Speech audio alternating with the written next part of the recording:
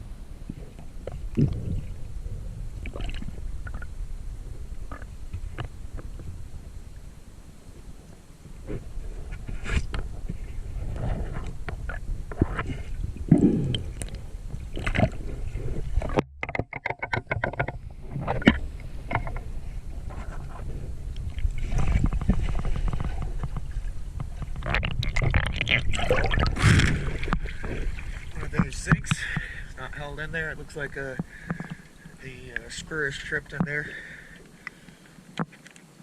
and the prop sinks are going to need to be replaced soon.